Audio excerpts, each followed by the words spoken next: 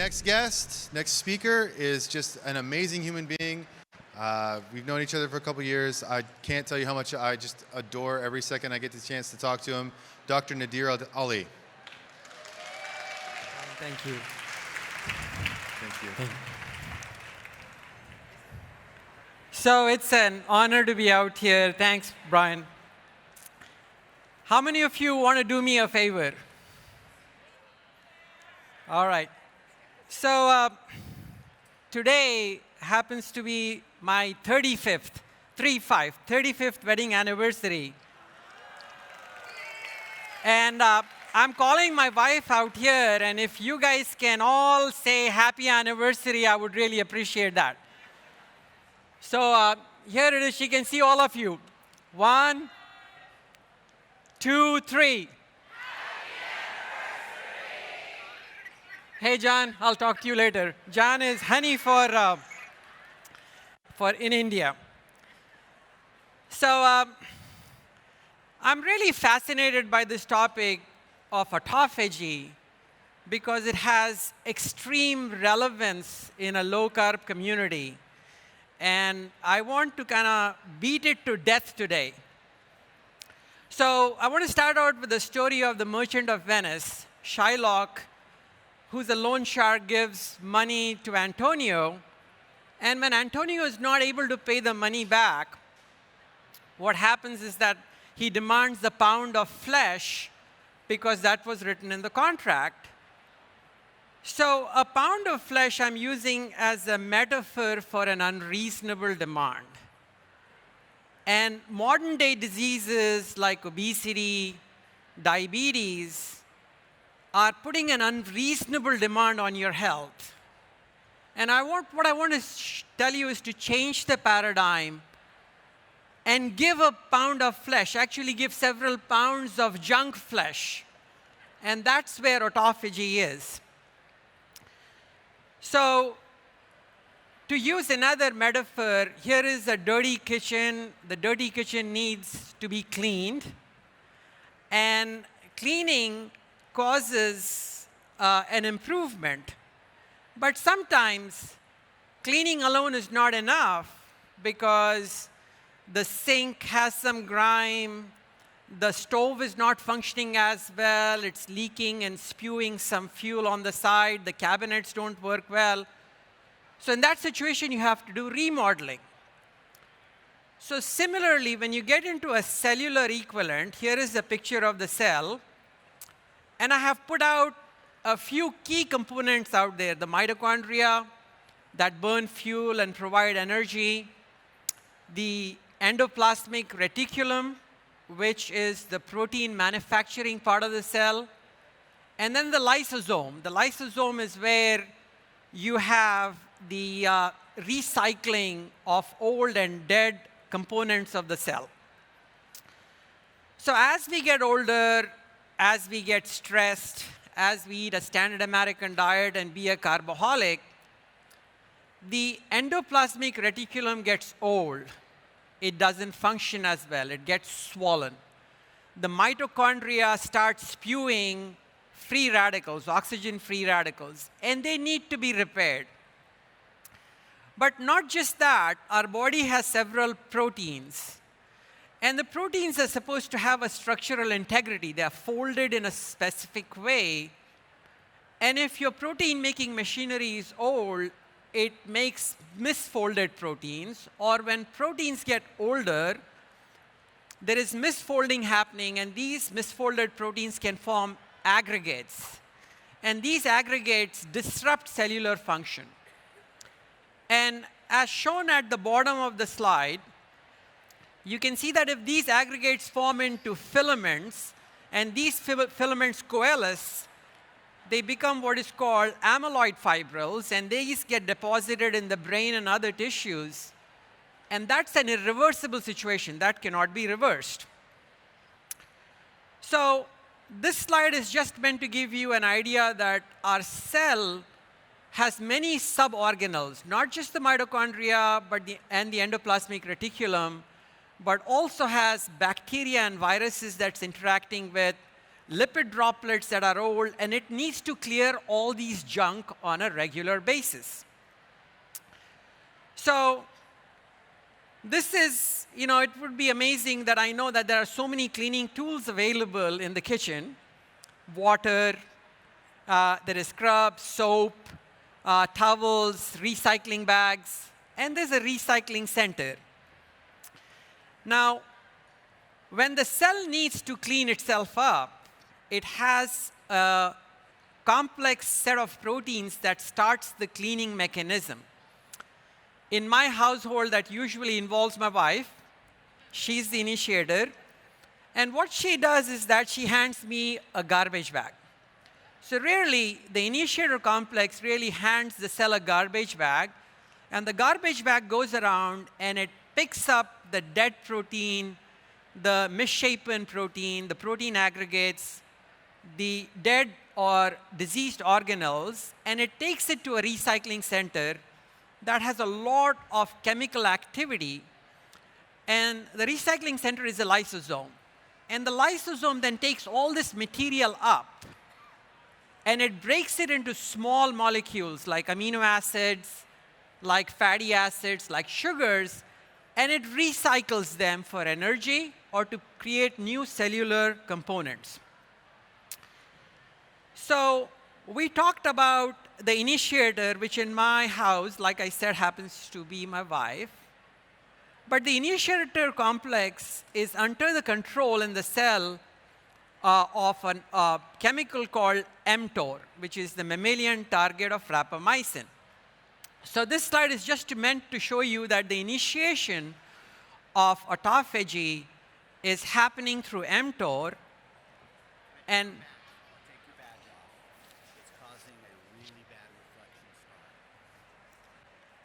thank you. The badge was taken off. So we're talking about mTOR. And mTOR, in a persistent nutrient excess condition, which the standard American diet makes you have, the mTOR is tightly bound to the factors that initiate autophagy. And so autophagy is not initiated. If insulin levels are high, autophagy is not initiated. If you eat too much protein, it is not initiated. If you have many growth factors like insulin-like growth factor, autophagy is not initiated.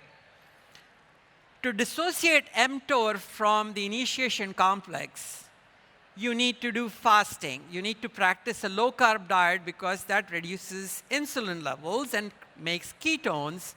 And also exercise is a very good method. So I stole this slide from Dr. Oshumi, who got the Nobel Prize in 2016 for defining the mechanisms of autophagy. And this is a very important slide because he takes an average Japanese individual, 60 kilograms. If you took an average American, they would be about 85 kilograms. So this Japanese person has 9 kilograms of protein mass. And on a daily basis, they are recycling about 240 grams of protein. They are breaking down 240 grams and making 240 grams. But this person is only eating 70 grams of protein. So the question that you have to ask yourself is that where are they getting the 140 grams on a daily basis? And this is where autophagy comes in, because recycling of the dead and old protein provides this individual with twice as much protein as they are consuming and eliminating as urea in the urine. So I described to you a form of autophagy that goes through a garbage bag. But the body has a few different kinds, and one of them is called chaperone-mediated autophagy. In this is specifically designed for protein. It becomes important for the brain later on, as you will see. But this picks up specific proteins that have an identifying sequence. And when these proteins get misshapen or aggregated, there is a chaperone complex in the blood made of heat shock proteins that picks it up. It brings it to the lysosome. And the lysosome has a keyhole, which is made of a protein called LAMP. And by doing that, it then clears it.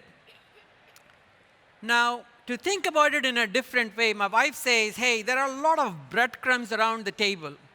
And I want you to take this powerful vacuum, the Dyson vacuum, I don't know if any of you have used it, and go and pick up the breadcrumbs. So, in other words, chaperone-mediated autophagy is a mechanism for picking up this protein that is misshapen, or protein crumbs, and bringing it to an in-sync aerator. It breaks it down, but it does more than the in-sync aerator because it breaks it down into small molecules of proteins that the body can then reuse to form brand new protein. So it makes small molecules like amino acids that are reconfigured. Now, in the brain, it is important because one of the reasons our brain gets old is because the protein gets old. It forms into aggregates. And before it gets into the amyloid form, as it's shown on the slide, if these protein aggregates are cleared by the chaperone-mediated autophagy, your brain will remain young. And if it is not, then these protein aggregates grow over time. In the case of amyloid, in the case of Alzheimer's, you form amyloid plaques. In the case of Parkinson's disease, you form a different kind of protein aggregates called Lewy bodies, and similar in Huntington's disease and ALS. So this is the work of Dr. Mark Mattson, who's at the National Institute of Aging. And he says that a person who is practicing autophagy or promoting autophagy, they get new neurons. That is, there is neurogenesis that's happening in the hippocampus, which helps us with memory. And also, there is another condition that's going out that I have highlighted there, which is called synaptic plasticity. So what does that mean? What that means is that our neurons, which is shown on the green out there, with a lot of dendrites, little finger-like projections that are going on, if you look at the end of that, they connect with other neurons. And at the end of that, you see that a healthy neuron that is practicing autophagy, the mitochondrial number is high. And the clearing mechanism, the autophagy or the autophagosome, is moving towards the center of the cell, towards the nucleus, for it to clear material. So this is a neuron that is working well. On the right of it is a neuron that is being given nutrient excess. The mitochondria are less, and autophagy is not functioning as well. So how does that translate into an animal situation? So this is a rhesus monkey study in which half the rhesus monkey were fed the regular chow, like a standard American diet. The other half were given calorie restriction, and there were several brain imaging functions evaluated. And what we find is that calorie restriction improved autophagy to the point that the brain maintained its structure. The cerebral cortex was robust. It did not undergo atrophy. The neurotransmission was better. So what happens if you say autophagy is not promoted? And I would like to give you a metaphor. So on the right of the slide shows clutter and disorganization, which has progressed to such a degree that I'm not sure that it can be repaired. Many of you would say, hey, this just needs to be removed. We cannot repair this kind of disorganization. A cellular equivalent of that would be that, hey, I cannot repair it. I have to go through apoptosis. So that's what I would have to introduce to you. On the right of the slide, if you look on this screen, would be toxic disorganization. And in this, there is so much chemical and so much damage done that you would say this is not repairable. So in the first situation, the house gets boarded and probably removed in a different way, in a more organized way. And on the right of the screen, you see that the damage is so much that it has to be bulldozed, and the cellular equivalent of that would be cell death and inflammation. So this is what is shown out here. If you have a normal cell, and it's aging, it's being fed the standard American diet, it swells up, the mitochondria don't function as well, the reticulum gets rusty. It's perhaps repairable, but if it's not repaired, it goes through cell death, it breaks up, it leaves its content into the plasma, and it attracts macrophages. These are inflammatory mediators, and it results in necrosis. On the other hand, if the situation is not as bad, the cell starts shrinking, it becomes less inflamed, it puts out small portions of it, but still covered with the membrane that is taken up by the macrophages. And in this situation, it's called apoptosis because inflammation is less in this situation. So far, I have kind of described you the mechanisms of autophagy and what happens if you don't practice it. So your question is, what activates autophagy? So if you go to the internet, you will see a lot of garbage information that autophagy is promoted by eating certain proteins, by having green tea, red tea, certain forms of vinegar. What I'd like to submit to you is to use the analogy from Smith Barney, which is a financial firm. I don't know how good they are, but I like their tagline. It says, we make money the old-fashioned way. We earn it.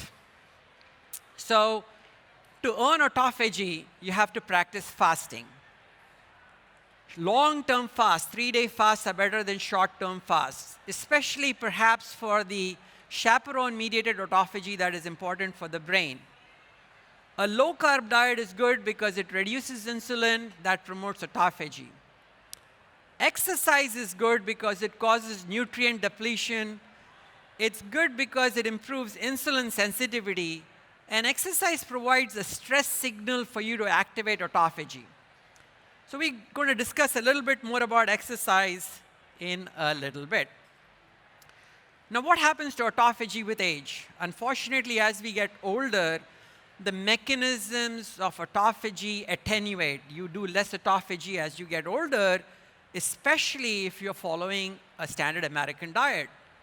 On the other hand, if you're following a ketogenic diet, then autophagy fall-off is much less, basal autophagy remains better, and then you can cyclically increase that by practicing fasting and by exercise on a regular basis.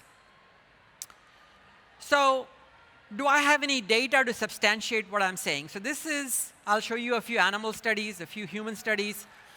This is a Fisher rat study. They took rats, and they put them into one group that was young and studied at about 6 months. They were fed ad libitum and were sedentary. A second group, 24 months, they were also fed as much as they wanted. They were sedentary.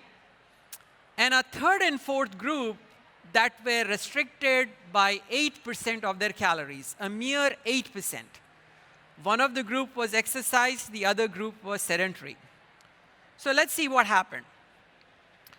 So we said that to start that garbage back mechanism, one of the proteins that comes up is called LC3. As you can see out there, the presence of LC3 indicates that autophagy is happening in a robust fashion. Which group out here had the highest presence of LC3? It was the group that was calorie restricted and exercised. Okay? This is the gene expression of LC3, the basic machinery that's making LC3. Which group had the highest indication that autophagy was happening? Again, it was the group that had calorie restriction in addition to exercise. Now, what about chaperone-mediated autophagy, the Dyson vac that goes and picks up the breadcrumbs? It is dependent on production of the LAMP3 protein. Which group had the highest production of the LAMP3 protein? It was the group that was calorie restricted and exercised. Now, we said that autophagy is important for clearing out your mitochondria. You want your mitochondria to be healthy. You don't want them to be diseased so that they are not spewing fuel. So on the On, on the right of the screen, you see that there's a diseased mitochondria, and it is not using fuel properly. It's creating a lot of reactive oxygen damage. And in the middle are the mitochondria that are healthy, that are using oxygen properly, that are creating a lot less oxidative damage. Now, you can measure oxidative damage by checking something called 4-HNE. And that's a measure of how much damage you're getting from the mitochondrial oxygen production. Which group do you think had the least amount of oxidative damage? The group that had the least amount of oxidative damage was the group that we exercised and calorie restricted. Now, we talked about necrosis, we talked about apoptosis. Necrosis is bad, apoptosis is less bad, but you want to have less apoptosis also. So, which group had the lowest apoptotic index? In other words, the lower the number, that means you are repairing the cells and you are having less in terms of apoptosis. It was similarly the group that was calorie restricted and calorie restricted with exercise. Now, I told you that I will show you a human study. So this is a human study done in 11 individuals who ran for 24 hours. I don't know how anybody can do that. But on an average, they ran 150 kilometers. When you looked at their nutrient intake over the 24 hours, they could only consume 30% of the calories that they spent. So they had a 70% caloric deficit. What do you think happened to their sugar levels with 24 hours of running and only eating 30%? The sugar levels remained stable. Their insulin levels dropped, as you can see in the graph. Now, when somebody is running, we have an energy currency in our body which is called ATP. ATP is made in the mitochondria. It's like cash that you can use at an ATM machine. And as you are using cash or as you are using ATP, ATP gets converted to AMP and it's giving energy for cellular function. So you can see on the right of the slide that as the AMP levels go up, it activates an enzyme called AMP kinase. And AMP kinase, as it goes up, is the master regulator of autophagy. It initiates autophagy, it promotes the autophagosome, and it also suppresses the mTOR. So at the end of 24 hours, and before the exercise, they had muscle biopsies done. And you know what happened to their AMP kinase, the AMP that is activated because you are in nutrient depletion? It went up by 250% compared to baseline. What do you think happened to mTOR that stops autophagy? It went down by 30%. What do you think happened to LT3 that tells you that there is an autophagosome that is forming? It went up by 500%. So exercise is a very strong stimulus for autophagy. Now, I put this slide up here. I'm not going to go through it. It's a shameless self-promotion because I want you to go to my Twitter account and look at a different way in which we clear proteins, because I want to focus and not rush through my presentation. So these two slides address that.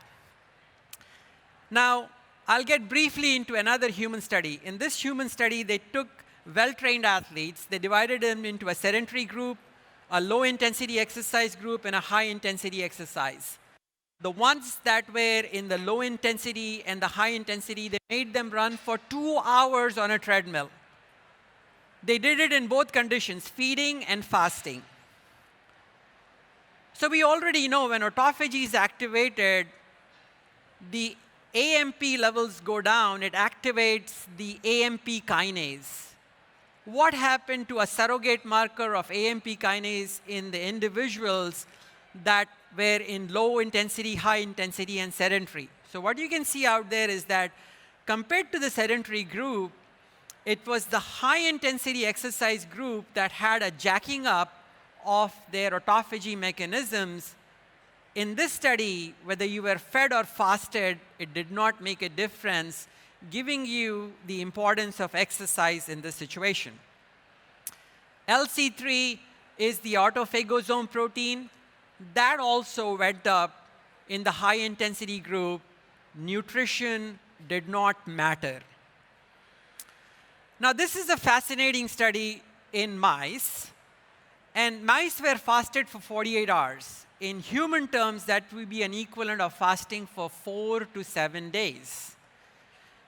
Now, when they were fasted, the autophagosome, the one that is promoting autophagy, the vacuole, it went up dramatically at 48 hours. You can see on the bar graph that that number reached almost 40.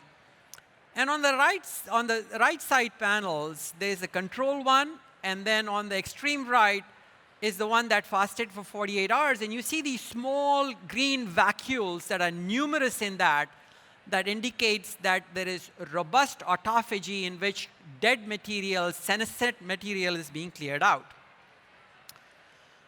Now, I had no idea that autophagy was important for immune defense.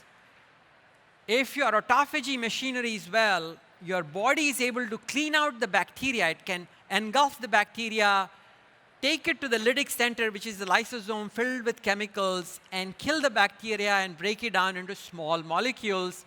Not only happens for strep throat bacteria, but also for bacteria that cause TB. So I have given several presentations, and I'd like to admit that I have been wrong a few times.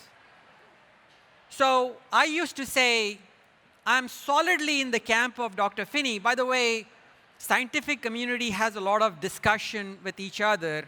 And that discussion is important because it promotes science. It improves our understanding. I used to say that I recommend fasting, but I recommend fasting for no more than 24 hours because at 24 hours, you're going to start burning muscle mass because there's adequate evidence that you are losing nitrogen in your urine compared to if you were not fasting. And I was wrong. And Dr. Fung and IDM and Larry Diamond, I don't know if he's here, were right because they have been promoting long-term fasting. Because when you do long-term fasting, you're not really clearing out muscle mass. You're clearing out junk. You're recycling the junk. All right, so the question that comes about from all of you is that how long will it take me to initiate autophagy? What can I do? So the answer to that depends. How healthy are you? Are you severely insulin resistant? In other words, are you severely obese? Are you practicing a standard American diet? Are you a carboholic? What is the quality of your cholesterol? Do you have high triglycerides and low HDL? That's poor quality cholesterol.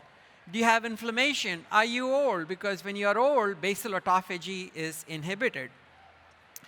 On the other hand, if you look like this, you are insulin sensitive, you are making ketones on a regular basis, you're doing a low-carb diet, you have good quality cholesterol in which the triglycerides are low and the HDL is high, you exercise, you are young, then you can probably activate autophagy within 1 day, within 12 hours, within 16 hours. So it depends. Perhaps people who need to prolong their fast and go to 3 days are people who are metabolically unhealthy, like people with severe insulin resistance, obesity, high cholesterol, inflammation, high blood pressure, and brain degenerative diseases. So I want to focus on one in particular because I want to still finish in time. I'm standing between you and lunch.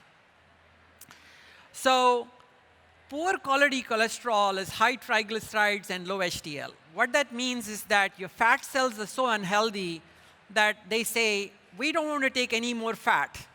So when you eat fat, the body likes to pack the fat into the fat cells and leave very little fat hanging in the bloodstream. But these fat cells are overfilled, they are dying, they are attracting macrophages, so there's necrosis and inflammation going on. And when all of these factors are there, a substance in the blood which is called adiponectin, which is indicating the health of the fat cells, goes down. healthy fat cells have high adiponectin levels. Insulin resistance is high in this case. Insulin resistance goes and activates mTOR. It shuts down autophagy.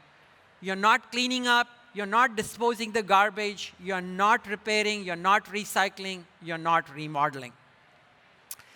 What about high blood pressure? High blood pressure is an increased sympathetic response. It's an adrenaline-based response. It's the fight or flight response. In this situation, your blood pressure is high, your heart rate is high. Like Anna Kabeka talked, your heart rate variability, which is an indication of health, is low. High heart rate variability is a sign of good health. On the other hand, when you're doing autophagy, there are changes that are happening in the brain that increase the parasympathetic tone. This parasympathetic tone reduces your blood pressure, reduces your heart rate, increases your heart rate variability. So if you are sympathetically aroused, you are activating insulin, you're activating mTOR, and you're not promoting autophagy. So I don't want to go into extreme detail, but if you're doing longer than a 3-day fast, it has to be medically supervised for various reasons. And I am giving you information. This is not individual medical advice. So not practicing autophagy is like never upgrading your car. You have never experienced the benefits of Bluetooth, GPS, autopilot, self-driving features. You're spewing oxygen-free radicals through your exhaust. So what are my conclusions? We have junk in our cell that accumulates over time. It's lipid droplets, it is dead organelles, senescent organelles, it is protein aggregates. And the body has a beautiful mechanism of not only cleaning these, disposing of the trash, but more importantly, it's very efficient. It repairs, it recycles, it remodels, and in the process, I didn't have a chance to go through that, it also does immune protection, protects you from infections, and protects you from cancers. So in other words, if you're doing all the functions of autophagy, you are getting benefit of reducing your blood pressure, reducing your heart rate, improving your heart rate variability, improving cholesterol quality, reducing insulin resistance, improving inflammation, and that'll promote longevity. Chaperone-mediated autophagy is important because it's clearing protein from the brain. In this situation, perhaps exercise and long-term fasting, the studies show, are needed to activate it and keep it functioning at a robust level. So what are my take-home points? My take-home points is that it is important for us to practice a low-carb diet to keep our insulin levels low and not be on a standard American diet. That on a regular basis, 3 to 5 days a week, we should introduce an 18-hour period without eating. Our ancestors did not have a fridge, did not have a supermarket. They went through periods in which they didn't have access to food, and our biology is designed to do autophagy. Movement and exercise are extremely important to improve autophagy, and like I said, about 3 to 5 times a year, you have to introduce autophagy by a prolonged fast, a 3+ day fast. So this is my last slide, and I spent a lot of time on it. And it says, promoting the biologic mechanisms of autophagy is the defining opportunity of our time to improve human health and prolong longevity. So thank you.